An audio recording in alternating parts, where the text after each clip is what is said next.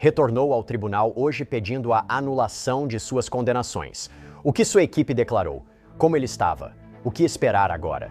Tudo isso é em antecipação à próxima semana, quando ele será oficialmente sentenciado. Isso ainda vai ocorrer? Qual será a sentença? Ele pode ir para a prisão pelos próximos anos? Bem-vindo ao Sidebar, apresentado pela Law and Crime. Eu sou Jesse Weber. Uma audiência importante sobre Sean Diddy Combs terminou e precisamos comentar. Ele tenta anular suas condenações. Isso ocorre antes da próxima semana, quando o magnata do rap, agora criminoso condenado, será sentenciado por 2 acusações de transporte para prostituição. Isso ocorre após seu julgamento bombástico. Meses atrás, um júri poderia tê-lo considerado culpado dessas acusações, mas inocente de tráfico sexual e conspiração para extorsão. Aliás, essas acusações podiam resultar em longas penas de prisão. Pelas condenações, ele pode pegar até 10 anos por cada uma. Apesar de muitos analistas jurídicos considerarem improvável essa pena, posso afirmar isso. Os promotores federais já sugeriram antes de 4 a 5 anos de prisão, podendo pedir até mais.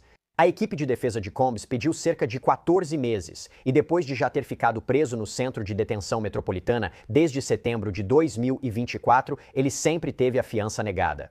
Se o juiz aceitar a recomendação da defesa, Combs seria liberado imediatamente, aliás, rapidamente. Vamos falar sobre o ocorrido hoje, mas antes quero destacar algo sobre a sentença. Os advogados dele apresentaram um memorando de 182 páginas defendendo uma sentença mais branda. Eles entram na história e criação de Combs, falando sobre como o pai dele foi morto a tiros e como isso teve um impacto enorme na vida de Sean Combs. Pela dedicação à família e carreira, construiu laços com colegas e amigos em seu negócio, sendo inspiração para outros. Se precisar considerar fatores como uso de drogas, dependência e condições médicas ocultadas neste processo. Mas tudo isso pode ter um papel na raiva dele. E sabemos que a defesa definitivamente tentou justificar muitos desses momentos de raiva, certo? A infame surra em Cassie Ventura. Aquele vídeo de 2016.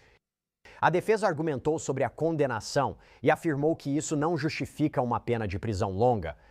Cassie Ventura e Jane, principais vítimas e acusadoras, tinham um relacionamento sexual consensual com Sean Combs. Esse é o argumento.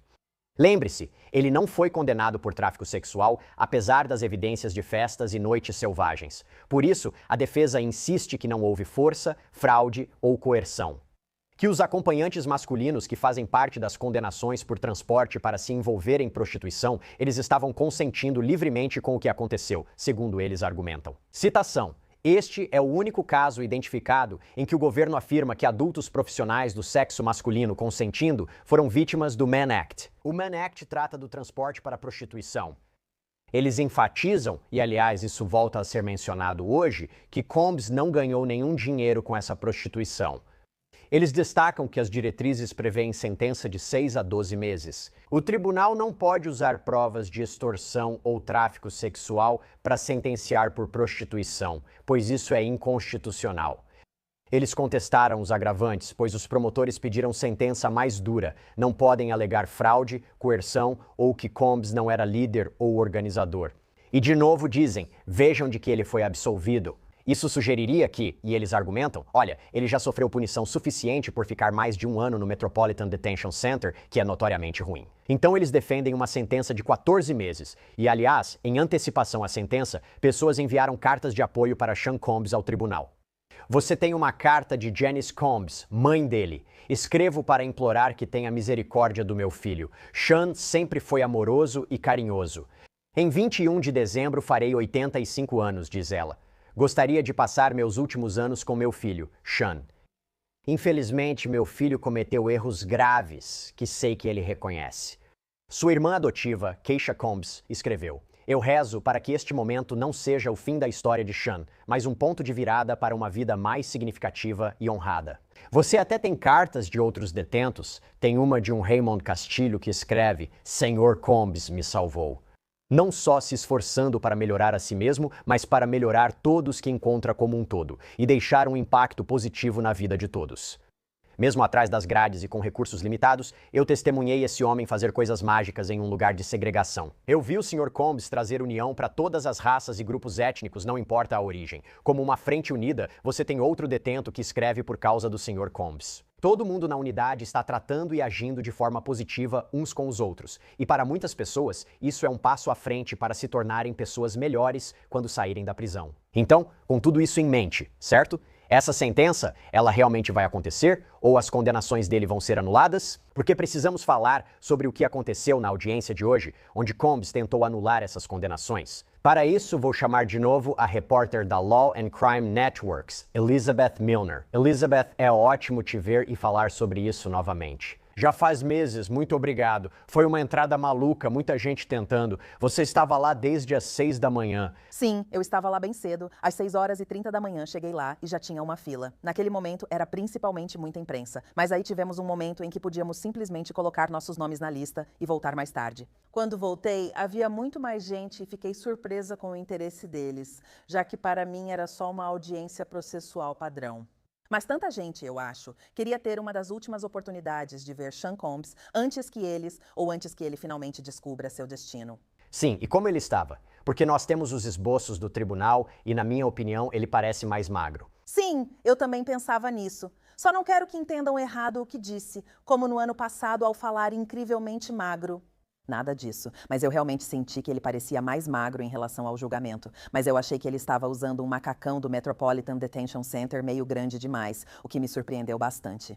Apesar da ordem do juiz para usar suéteres e calças sociais, ele apareceu com um macacão caqui bege e parecia bem sorridente. Fiquei surpresa, dado quanto tempo faz desde que ele nos viu, mas acho que era mais pelos sorrisos para a família dele. A família dele estava lá? A família dele estava lá, e toda a família também. Isso incluía Keisha Combs, Lawanda Lane, que tem cuidado das gêmeas enquanto Sean Combs está preso.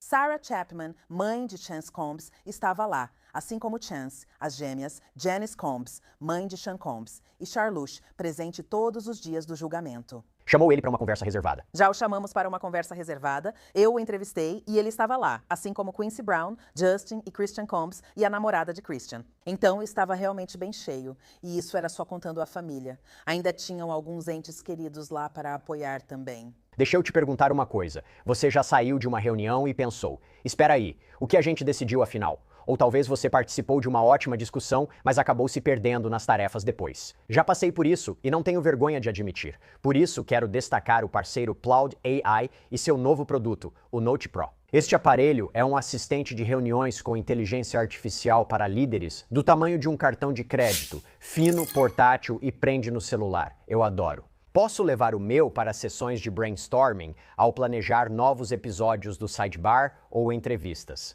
Capta vozes a até 5 metros, filtra ruídos e grava por até 50 horas seguidas. Mas o diferencial está aqui.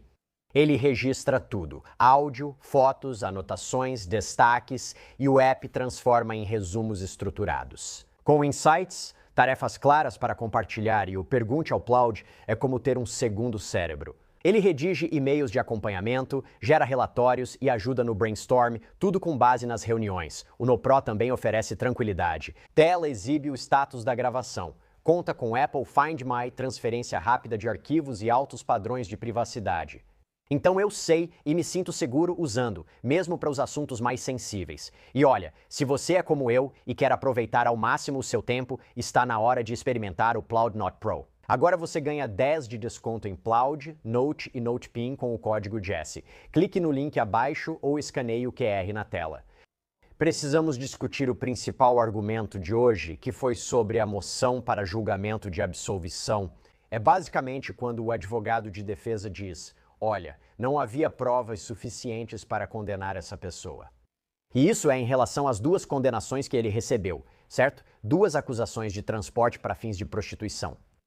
Quero dizer, basicamente diz o que é transportar pessoas entre estados e internacionalmente para fins de trabalho sexual. Não envolvia força, fraude ou coerção, era só transportar homens. C-A-S-S-I-E Jane. É isso. Primeira questão, se entendi, tratava do momento da moção e o que ocorreria ali.